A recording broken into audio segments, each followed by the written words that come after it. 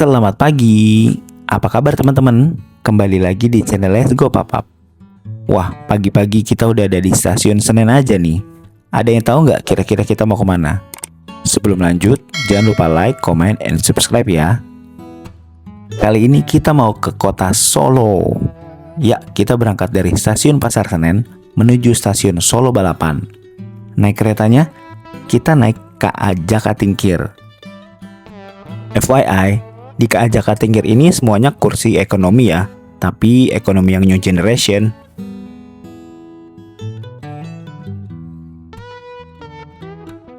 Udah gak sabar banget nih. Seneng banget yang pengen ke Solo. Apalagi di mana? Guys, gitu dari awal dulu. Lihat di sini. Senen. Apa sih? Jadi, kenapa si bocil seneng banget? Karena hari ini itu adalah ulang tahun dia, dan ke Solo ini itu adalah permintaannya. Ya, ini dia kereta Jakatingkirnya udah datang. Let's go, kita siap-siap masuk. Kita udah dalam kereta dan kira-kira beginilah penampakan KA Jakatingkir. Kursinya itu udah full new generation ya. Sebenarnya ekonomi sama eksekutif tuh kursinya sama. Cuma bedanya ada di footrest sama meja makannya aja. Kalau ekonomi itu nggak ada.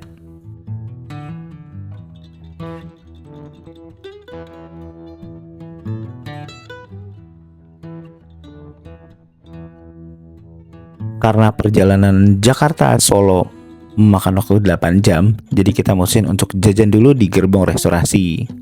Gerbong restorasinya tuh udah cakep banget guys. Oke, sebentar lagi kita akan sampai di stasiun Solo Balapan. Setelah 8 jam perjalanan, akhirnya kita sudah sampai. Karena udah malam juga, jadi dari stasiun kita langsung mutusin buat ke hotel. Sampai jumpa besok ya.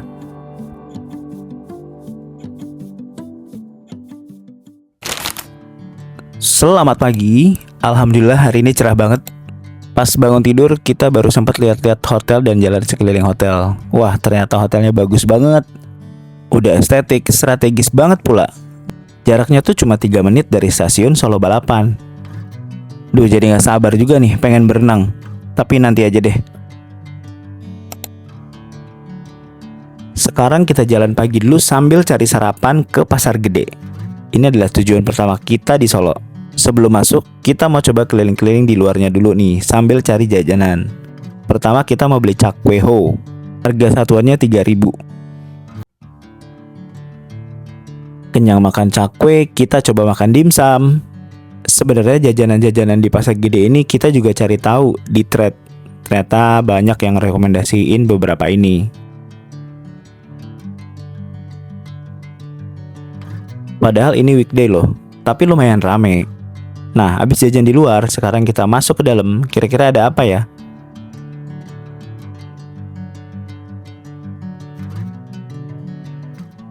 Dan ini dia tujuan utama kita di dalam Pasar Gede.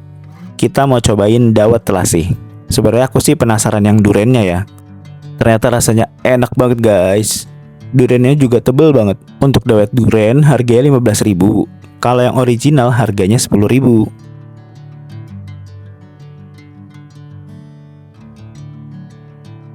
Tuh lihat durennya, gede kan? Kalau datang ke sini jangan terlalu siang, nanti keburu habis. Kemarin aja aku sampai sana tuh jam 7-an. Jadi kalau bisa datang sekitar jam segitulah, biar jajanan-jajanannya juga masih rame dan masih banyak.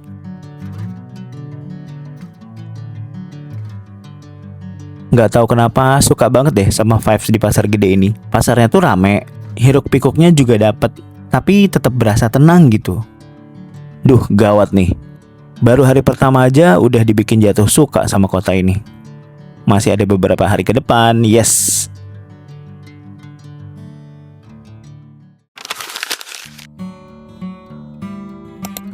Karena di Pasar Gede tadi masih berasa lapar dan kita nggak terlalu banyak jajan juga. Jadi abis ini kita mau sarapan yang sedikit agak lebih berat. Kita sarapan di Soto Gading 1. Aduh, lihat kuahnya menggiurkan banget. Jadi udah gak sabar nih, pengen cepet santap sotonya. Area tempat makannya cukup luas nih guys, jadi lumayan banyak spot kalau mau makan di sini.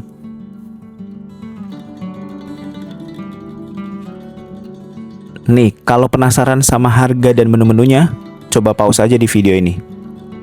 Jadi di meja makan kita itu ya, itu udah banyak banget toppingnya guys yang bisa kalian pilih. Kalau misalnya mau nambah sate ayam, sate kulit, tempe, tahu, itu ada banyak pilihan. Nah ini aku pilih sate ayam, tebel banget. Pokoknya kalau ke Solo wajib mampir makan di sini. Destinasi selanjutnya kita mau ke Pura Mangkunegaran. Harga tiketnya 30.000 per orang, udah include sama tour guide. Jadi satu tour guide itu akan pegang 7-8 orang. Nah nanti di dalam kita akan dibikin semacam kelompok gitu. Ini ibu tour guide-nya, orangnya super baik dan ramah. Tapi sayang aku lupa nih namanya siapa. Sepanjang keliling kita akan diceritain semua sejarah tentang Pura Mangkunegaran. Seru banget, jadi nambah banget pengetahuan guys.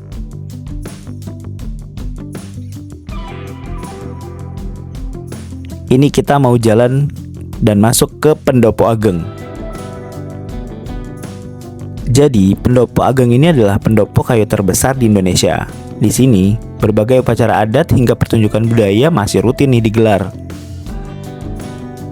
Yang paling menarik adalah langit-langitnya. 8 warna di setiap panel bukan sekedar hiasan, tapi masing-masing memiliki filosofi kehidupan dan nilai-nilai luhur dalam budaya Jawa. Di sini kalian juga bisa foto dengan background 8 panel yang sangat presisi kayak gini. Keren banget ya. Bisa pas gitu posisi panel di atas kepala kita. Paguritan, ketiga baru yang dalam ageng. Tapi ini apa sih sebenarnya?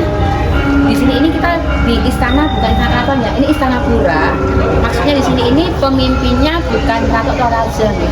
Jadi kalau di keratuan tuh seorang ratu atau raja seorang pemimpinnya. Sedangkan di sini ini pemimpinnya siapa? Kota-kota di Jawa.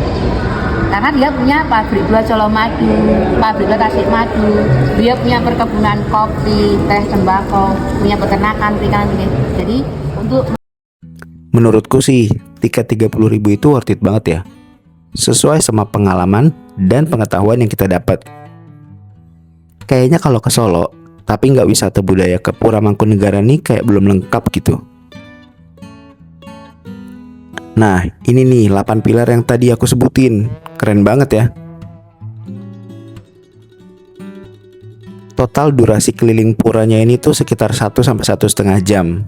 Menurutku sih lumayan lama ya. Dan ternyata nggak berasa karena saking serunya.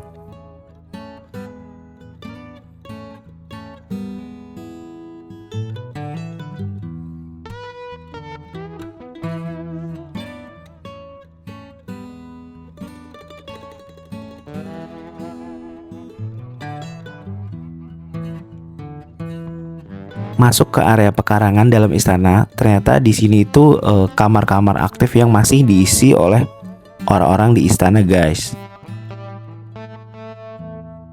Nah, koreksi kalau aku salah. Ini tuh ruangan kumpul atau pertemuan semacam rapat gitu, guys. Akhirnya selesai juga keliling Pura Mangkunegaran yang super seru. Gak kerasa keliling pura 1,5 jam sampai lupa kalau udah lewat jam makan siang. Nah ini kita lagi mampir di salah satu kafe yang ada di Slamet Riyadi. Sekalian makan siang. Nama kafenya Selari. Kepanjangannya adalah Slamet Riyadi.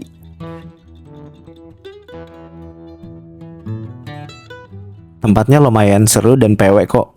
Dari lantai 2-nya bisa langsung lihat view Jalan Slamet Riyadi, guys.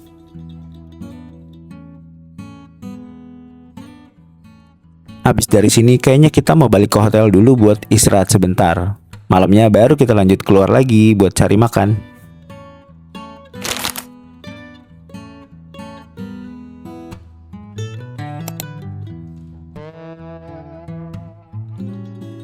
Habis makan malam sebenarnya kita pengen mampir kayak ke cafe gitu sambil ngopi.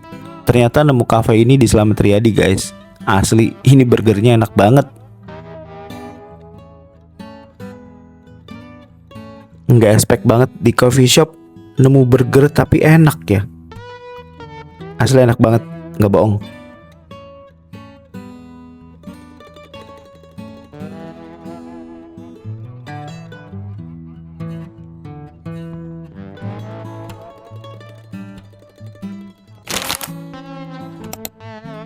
Hari ketiga, kemana aja kita hari ini? Pastinya diawali dengan isi pondasi biar hari-hari kita semakin semangat. Sebenarnya hitungannya ini kita brunch sih, karena sarapannya itu jam 10-an. Kita mampir ke warung cari makan. Ini rekomendasi warga thread dan TikTok juga. Ada menu-menu masakan rumahan yang harganya juga affordable dan enak. Selanjutnya kita mampir ke Tumurun Museum. Harga tiket masuknya 50.000 per orang ya. Karya-karya yang dipamerin di sini tuh unik-unik dan bagus banget guys. Biasanya sih di sini emang tempat buat foto-foto ya. Kayaknya nggak lengkap gitu kalau ke Solo, tapi nggak foto di museum ini.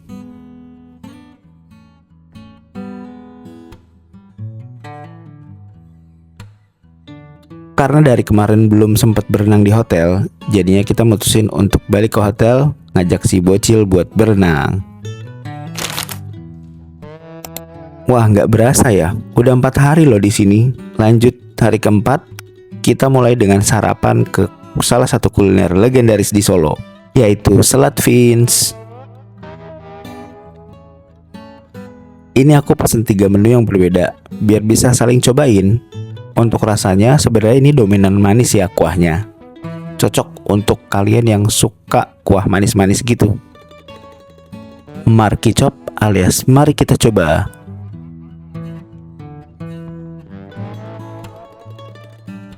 Sebagai pecinta manis, aku sih cocok.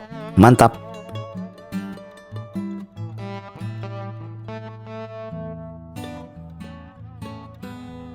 Selain selat, di sini juga banyak jual jajanan guys. Jadi kalau kamu masih lapar, gas langsung beli.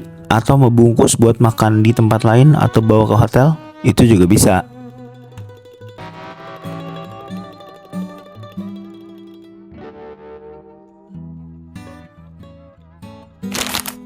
Habis makan, enaknya lanjut ngopi. Nah, kita pilih cari kafe di daerah Slamet Riyadi lagi nih. Tujuannya apa? Tujuannya biar bisa lihat kereta Batara Kresna lewat. Kaget banget, ternyata kafenya bagus, seru banget. Ada banyak spot-spot foto estetik gitu. Yang niatnya cuma pengen ngopi sambil nungguin kereta lewat, malah keasikan sama vibes kafenya. FYI, ini kita di sini jam 10-an ya, karena kereta Batara Kresna lewat sekitar jam segitu.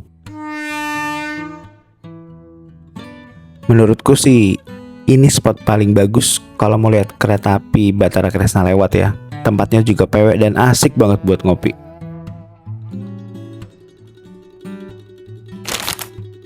Masih siang, ya kali pulang.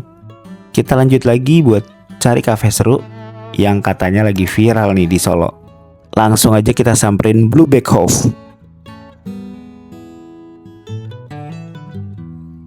Seru dan pewek juga ya tempatnya. Dan katanya di sini ada makanan yang enak banget.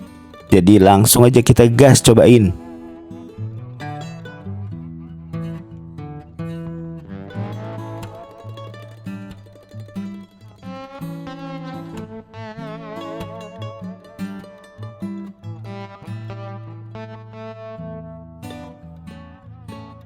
Buat adik-adik Gen Z, ini namanya nikmatin makan enak bareng istri ya.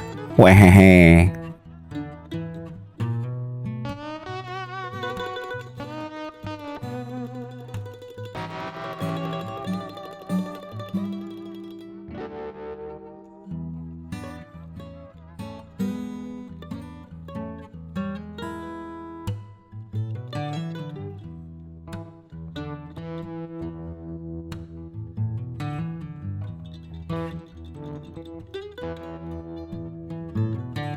Oke, perut kenyang, istri juga udah banyak difotoin. Kita lanjut ke tujuan berikutnya.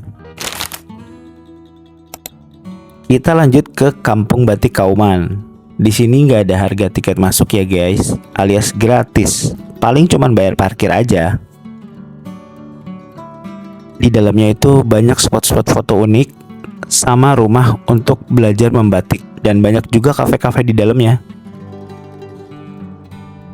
Karena kita pengen punya foto bertiga dan lagi lumayan capek, jadinya kita mutusin buat pakai jasa foto. Nah, ini hasil fotonya guys. Menurutku hasilnya lumayan bagus dan harganya juga terjangkau kok.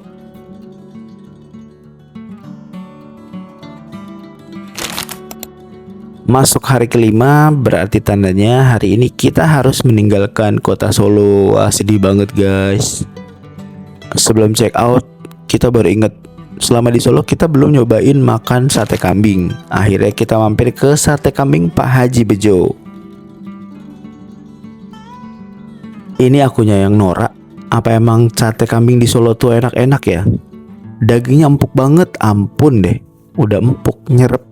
Gak ada bau perengus sama sekali. Top markotop. Sampai lupa kan tuh di foto atau di videoin karena saking ngilernya pas lihat udah matang.